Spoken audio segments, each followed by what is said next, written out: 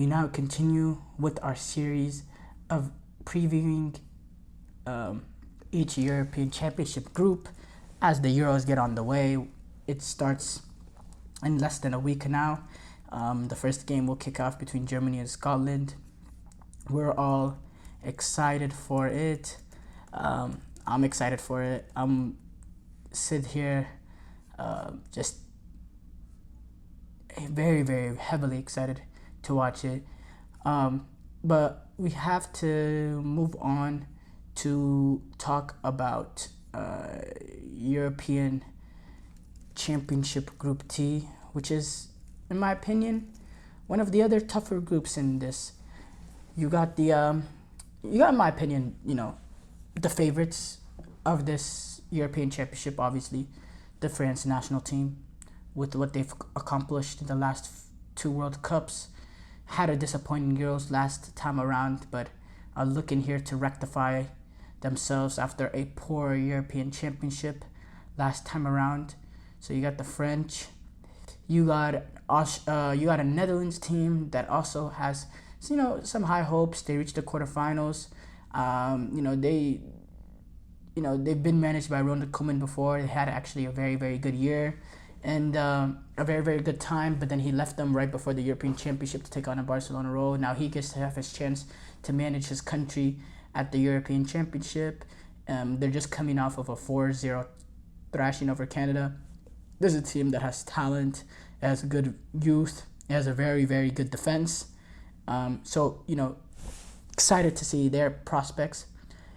You got, in my opinion, a major dark horse in this tournament when you look at Austria. Now, yes, they've been a little bit injury ravaged. They're going to be entering this tournament without David Alaba, who's he's been out for Real Madrid with the cruciate, and he's involved in the setup, but he won't be playing. He's basically like an assistant coach of that sort, but he won't be there to impact this team. But I still believe the way that they play under Ralf Rangnick, the counter pressing, the intensity of how they play, the dominance that they had over Euro qualifiers. I think they're a team not to be reckoned with, and they're up there with some of the top dark horses in this tournament, in my opinion. I don't think they're getting the respect that they deserve. And then a Poland team that's really prone to disappoint in international tournaments, in my opinion. They reached around the 16 at the last World Cup. They did. As a team, since they started reaching major international tournaments in 2016, they've been 2018 World Cup disappointing, 2020 Euros very disappointing, 2022 World Cup they got the result against Saudi Arabia, but then got immediately knocked out by France. It's a team that's always disappointed, and I don't think they've gotten much better since that last World Cup, if not even maybe a little bit worse.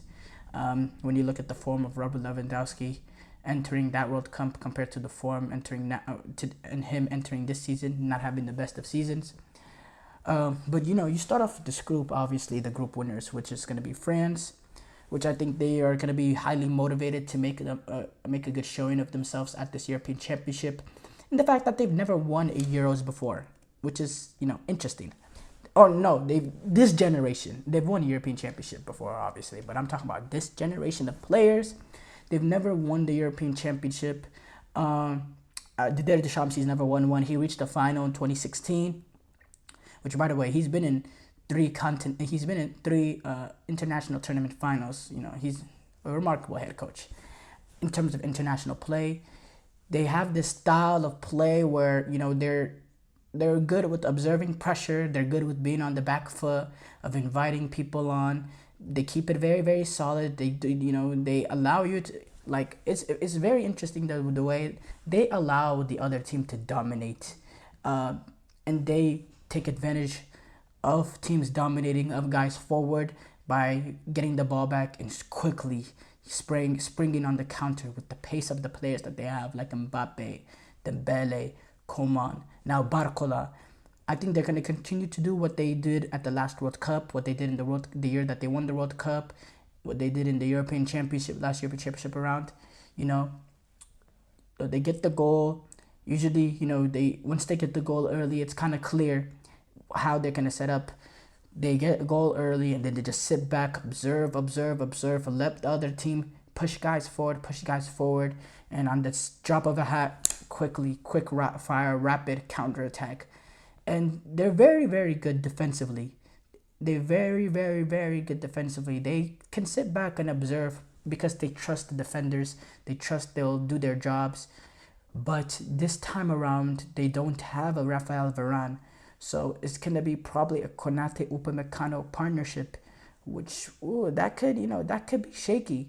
That could be shaky. And if they continue to play how they play in letting the other team have the ball, being allowed to, let them be dominant, let them be the main protagonists, and then you sit back and observe the pressure and go on the counter, that could lead to some of, if you're constantly getting attacked, it could lead to your back line maybe making a mistake and not having Lucas Hernandez and not having Varane, who retired. I don't know, because Theo Hernandez, he's a very good left back in terms of attack wise, but defensively, he could be prone to make a few mistakes. And he's not the strongest fullback. Upamecano, I've said my thoughts on him. I think he's very weak. I think he's prone to mistakes, but Didier Deschamps is clear. He prefers him over Saliba. Maybe if it goes wrong in Austria game 1, it'll push Deschamps to put in Saliba. But right now, he's not the biggest fan of Saliba. So for me, France are definitely the favorite, and they will win this group. But I don't know. I think it'll be an interesting European Championship. Second place has to go to the Netherlands. The Netherlands, who actually got thrashed by France because they were in the same group for the European qualifiers. I think the Netherlands just have slightly enough, or they have much more. Are much more talented than Austria, but I think the talent that they have within the team, I don't know. Actually, I don't know, because Netherlands could be very shaky in my opinion. I watched them. There was a penultimate game that they had to secure European Championship qualifier against Greece, and it was very, very dull. It took a penalty in the 93rd minute, and for me, it was very, very dull and very disappointing game to watch. But in terms of that back line, very strong back line with Van Dijk, Ake, Dumfries, and they even have Frimpong, who could potentially be an option at that. It looks like he might even start over Dumfries, which will be interesting. I think that back line defensively is very, very strong. My thing is, are they able to get the ball in the back of the net? I think, the Pie, he's solid. But other than that, the attackers are kind of the weak point in this team. Cody Gakpo, he hasn't been much part of this Dutch setup. He's been in the squad, but he hasn't started much games for them during the qualifiers. He didn't start against Canada. In fact, he didn't even get on the pitch. So I don't know. They're very strong defensively. I'm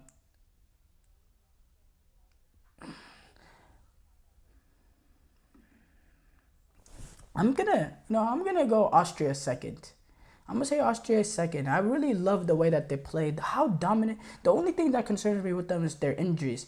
But in terms of the play, they just came off of a few days ago defeating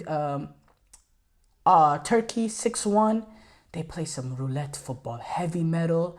They press up high. They win the ball high. They don't need creativity because they're always winning the ball already in dangerous areas.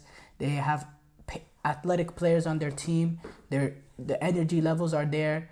Ralf Rangnick, he's a brilliant coach in my opinion, despite what happened at United. So you know what? I'm going to go with Austria second. I'm going to say Netherlands third.